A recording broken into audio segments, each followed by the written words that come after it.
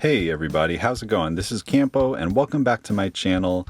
And yeah, I've had a little bit of a hectic week, so I don't have my normal setup on the computer right now, meaning I don't have my best microphone. So I apologize if the audio quality is a little bit less. And additionally, I just got a little busy, so I am combining two wars in one, but fortunately this first one's pretty short and the second one had some Quake fights, so I think the length of the video will be about right.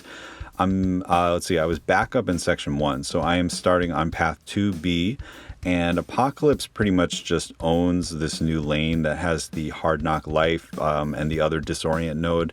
That was my own fault. I definitely knew I dexed too late there, so definitely no bug there. That was all me, but that's the only mistake I make. As you can see, the hard knock life has already expired, meaning that I am now disorient immune because it went for enough seconds. I'm just kind of being mindful of my strike counter.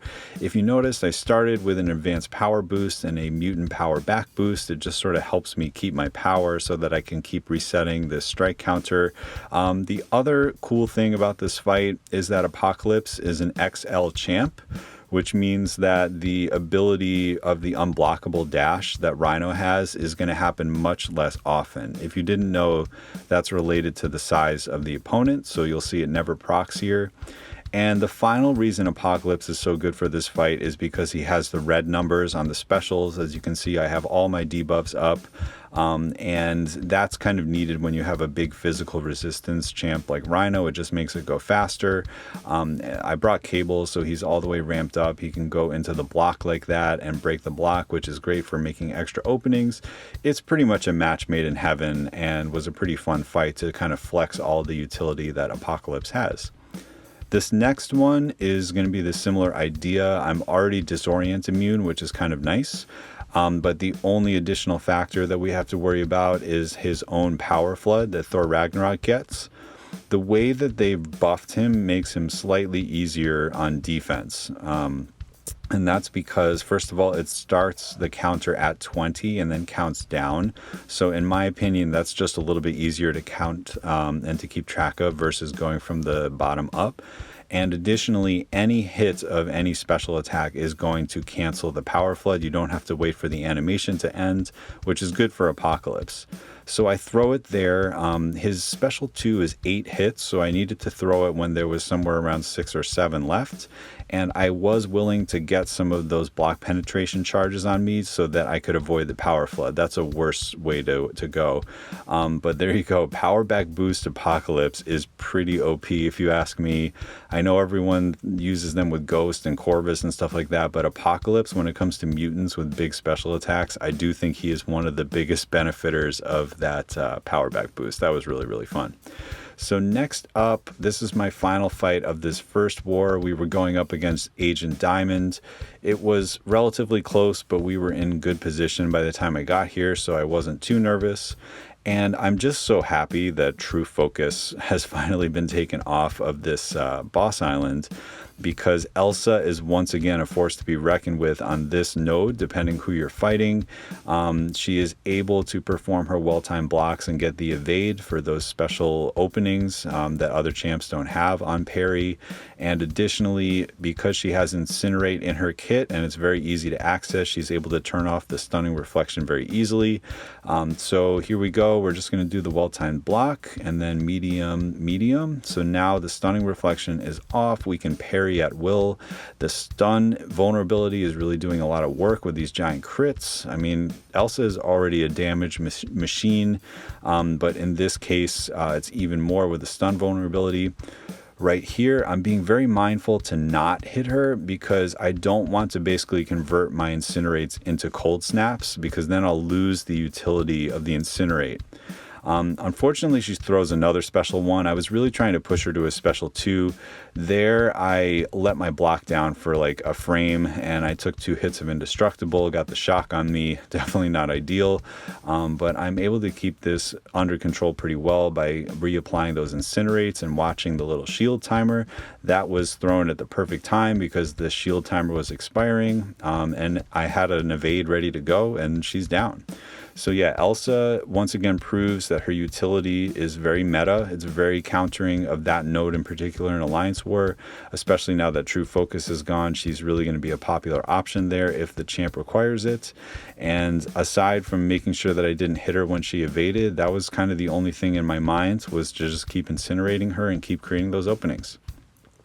So we ended up winning that war. I'll do a little bit more of a wrap of the week at the end of this video, but I am moving on to war number 6 to end the week. And I don't know this alliance we're facing. They were in Masters, and they were also, I believe, an Asian alliance based on when they all joined. But I'm splitting path 9. So this is the second fight, the only one I'm taking. And we were thinking either Quake or Ghost here. But the main factor was it has resistor, which means that there's going to be a lot of buffs that are going on Mr. Negative, and those buffs are going to get converted. They're going to make, light and dark energy, and essentially we're going to have to deal with some inverted controls. And even though Ghost would get it over quickly, I didn't want to have to deal with like normal ghosting and inverted controls. So I just went the Quake route. I practiced a little bit ahead of time. His motions, they feel like a little slower than a normal champion or something. So I did make a mistake early on, and it got rid of my invulnerable boost. But fortunately, that was the only mistake I made. I did land some parries here and there, even though I was trying to just sort of normal dex him, but didn't drop any heavies, which is really important because I don't want to be giving him any power, and he's going to go down pretty easily. So yeah, first time bringing Quake to a war in a while. I think I've only done it once else in this season, but we just sort of had some spots for her in this war, and she ended up making the team. I do like throwing those invulnerable boosts on with her. I just think it makes it just a little bit safer because they are going to be pretty long fights. So now I move on to path 4B, going up against Void again. It's interesting, this season I'm seeing him more in section 2. Last season he was mostly in section 1, or he was on node 39, but here it's kind of the same formula. You don't really need to worry about your combo counter. You just kind of hit into him, and you know that any debuff that comes your way is going to eventually get shrugged. So I'm being kind of aggressive because I'm hoping that I'm able to get to number 20 right when I need to, and fortunately I do. I'm able to get rid of any debuffs that would have been on me there. Really good timing, and at this point there's really no risk of this fight going south if I'm just a little careful toward the end. Take a couple blocked hits to create an opening there, and at this point that last debuff doesn't even go on me because he's dead in like 35 hits. So yeah, Elsa once again proving her worth. Definitely could use Mole Man here too, but you know me, I'm going to use Elsa over Mole Man any day. So at this point of the war, I am starting to get a little nervous because this is taking forever to load. And then we see that little Wi-Fi symbol of death appear in the corner. So I had a little panic attack, but then the full attack bonus achieved showed up and everything was fine. So that would be a really bad way to give up a death. And we were in a super close war. Like this one had a slow start, and now we were like trying to just finish the map with 0 deaths. So that would be like the worst way to give up a death because it was such an easy fight and we had such a good matchup for it. So this next one, I haven't really seen Silver Surfer here in a while because the game plan with him is he's going to be throwing those armor breaks on you from the special 1 and from the heavy attack. But with Doom, I mean, there's no chance to get armor broken when you're armor break immune. So it just becomes a very vanilla matchup of Doom versus Surfer, who he already counters very well with his staggers and power control and everything. You can basically play him so he never throws a special, and that's kind of what I'm doing. I'm just doing a normal straight up Doom cycle, and there's nothing to it. I could have thrown my heavy there, but I waited, push him into the yellow bars, and then one more heavy followed by a special 3. And I'm deciding right now, like, do I want to try to do 2 Furies, or do I think that 1 Fury is going to kill him?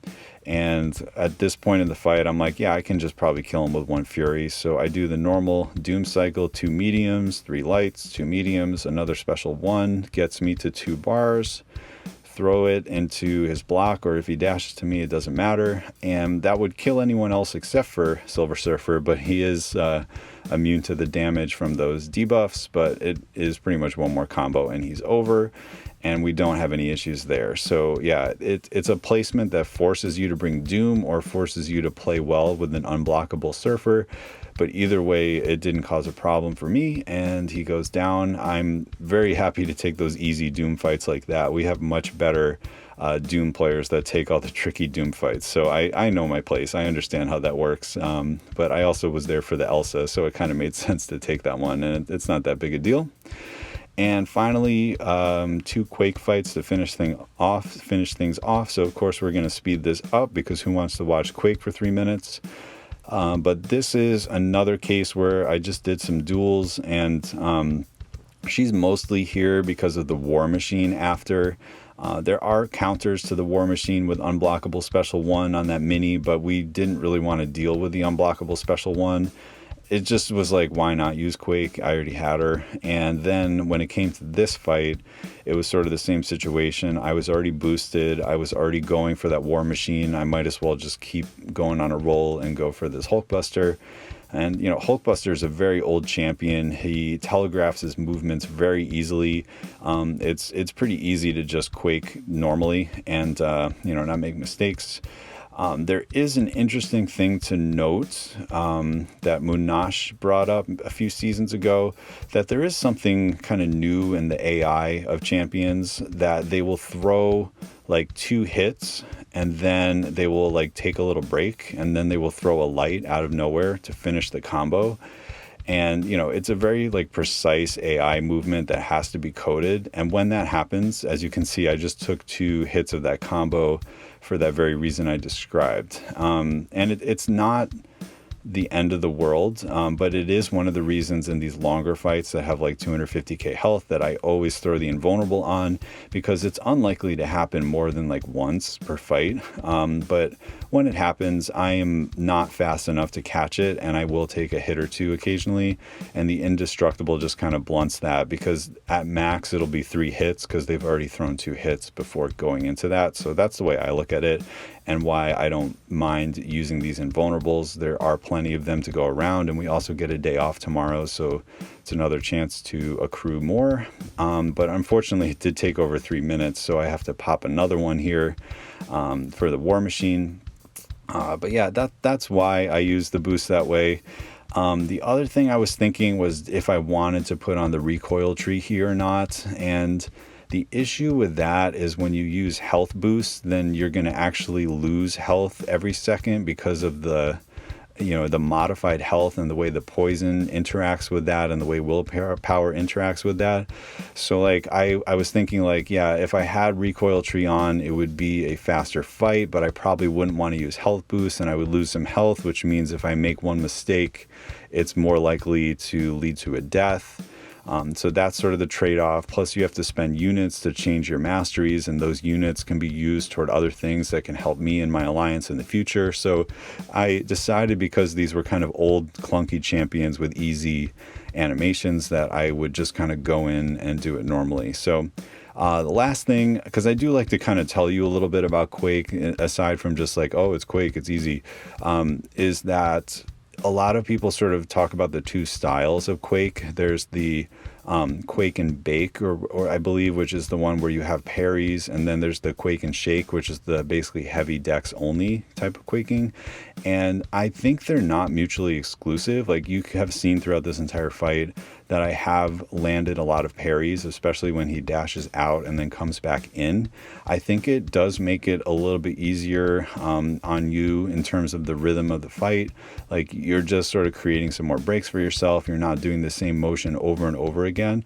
And I think that the best Quake players, and I'm not saying I am one, I've learned it from them, will kind of not just pick one style and stick to it, but they'll kind of do what I did and do a little bit of the parries, a little bit of heavy dex, and that way it just kind of makes it a little bit less monotonous and you're more likely to succeed.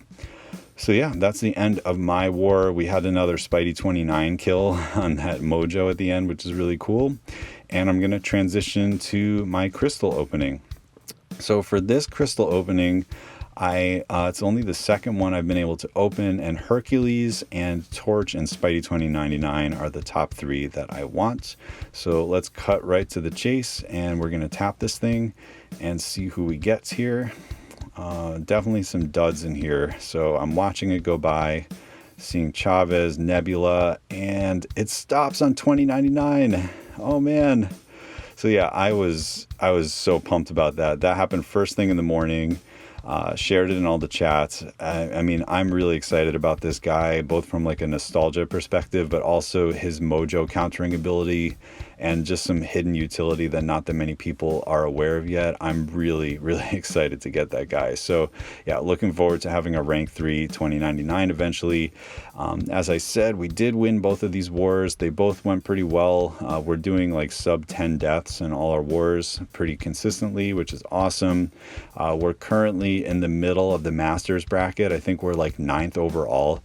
So it's really been a strong start to the season. 4-2 record, gone up against some really tricky alliances and played well and really limited to the death. So we're setting ourselves up to be in a really good place. And it's something I'm excited about, something I haven't experienced in Alliance War at this level before. So big shout out to all my friends, all of the people in our battle group. As the season goes on, I'll be able to do a little bit more with the individual shout outs, but this one's already getting a little long and just want to kind of wrap it up. So thanks for coming by. Thanks for checking out 2 Wars in 1 and staying till the end for that featured crystal. As always, I really appreciate your support. Thanks for stopping by, and I'll catch you in the next one.